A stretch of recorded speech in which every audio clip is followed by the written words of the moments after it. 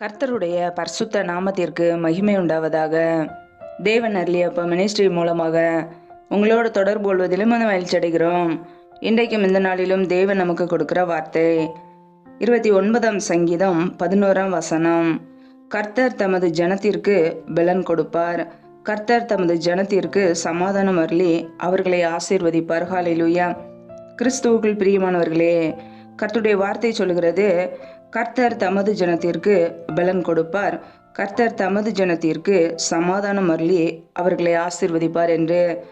பிரியமானவர்களே, நாம் அவருடைய சொந்த ஜனங்களாக இருக்கும்போது கர்த்தர் நமக்கு பலன் கொடுக்கிறார், நமக்கு சமாதானம் கொடுக்கிறார், நம்மை ஆசீர்வதிக்கிறார். நம்முடைய வாழ்க்கையிலே அவருடைய சொந்த ஜனங்களாக நாம் இருக்கிறோமா? ஒவ்வொரு நாளும் கர்த்தருடைய பிள்ளைகள் கர்த்தருக்கு கீழ்ப்படிந்து வாழ்கிறோமா? வேதம் சொல்கிறது, என் ஜனம் எனக்கு செவி கொடுத்து இஸ்ரவேல் என் வழிகளில் நடந்தால் நலமாய் இருக்கும் என்று தேவனுடைய வார்த்தை கூறுகிறது. பிரியமானவர்களே, அவருடைய ஜனங்கள் அவருடைய சத்தத்துக்கு செவி கொடுப்பார்கள். நாம் தேவனுடைய சத்தத்துக்கு செவி கொடுக்கிறோமா? இயேசு கிறிஸ்துவின் வார்த்தைகளுக்கு செவி கொடுத்து ஒவ்வொரு நாளும் அதற்கு கீழ்ப்படுகிறோமா? அவருடைய வழிகளிலே நடக்கிறோமா? இஸ்ரவேலின் வழிகளில் நடந்தால் நலமாய் இருக்கும் என்கிறார். பிரியமானவர்களே, நன்மைகளை பெற்றுக்கொள்ள வேண்டுமென்றால் நாம் அவருடைய வழியிலே நடக்க வேண்டும். கர்த்தர் நம்மை ஆசீர்வதிக்க வேண்டுமென்றால் அவருடைய ஜனங்களாய் அவருடைய வழியிலே நடக்கும்போது கர்த்தர் நம்மை ஆசீர்வதித்து உயர்த்துவார். ஹல்லேலூயா. கர்த்தருடைய பிள்ளைகள் இன்றைக்கு எப்படி வாழ்கிறோம்? நாம் அவருடைய ஜனங்களாய் அவருடைய சத்தத்துக்கு கீழ்ப்படிந்து தேவனுடைய வழியிலே நடக்கிறோமா? ஒவ்வொரு நாளும் அவருடைய வார்த்தைக்கு கீழ்ப்படிந்து வாழ்கிறோமா? நம்மை நாமே சற்று ஆராய்ந்து பார்ப்போம். அவருடைய ஜனங்களாய் நாம் வாழும்போது, கர்த்தருடைய வார்த்தைக்கு நாம் கீழ்ப்படிந்து வாழும்போது கர்த்தர் நமக்கு பலன் கொடுப்பார், நம்மை ஆசீர்வதிப்பார், நமக்கு சமாதானத்தை கொடுப்பார். ஹல்லேலூயா.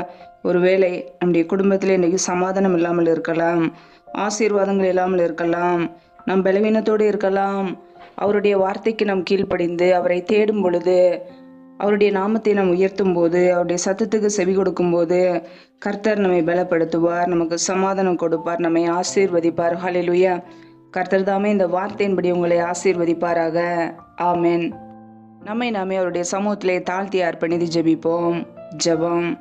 எங்களை அதிகமாய் நேசிக்கிற எங்கள் அன்பின் பரலோக தகப்பனே, மை துதிக்கிறோம், ஸ்தோத்திரிக்கிறோம். அப்பா, இந்த இரவு நேரத்துக்காக உடைய சமூகத்திலே வருகிறோம். இந்த நாள் முழுவதும் எங்களை பத்திரமாய் பாதுகாத்து கொண்டீரே, அதற்காக ஸ்தோத்திரம், ஸ்தோத்திரம், ஸ்தோத்திரம்.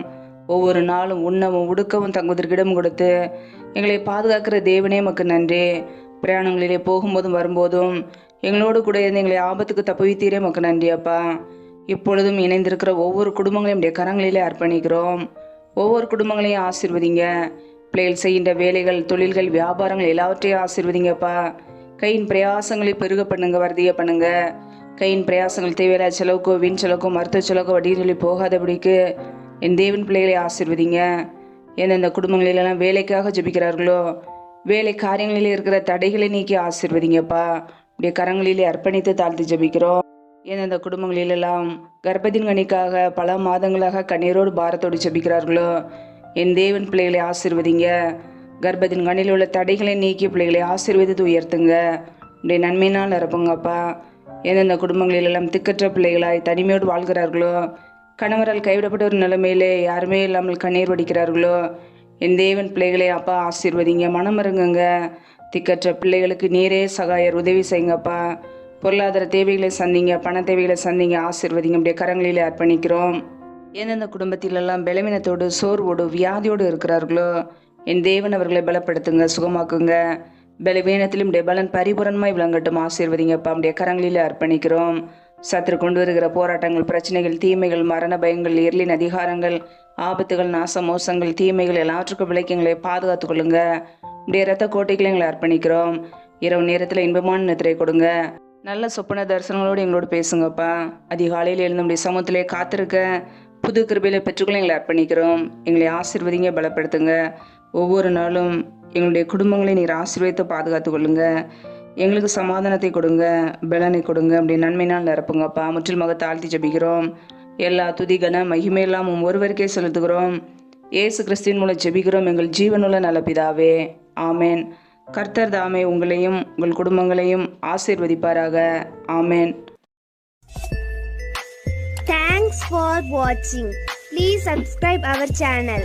Click the like and share. Click the bell. God bless you.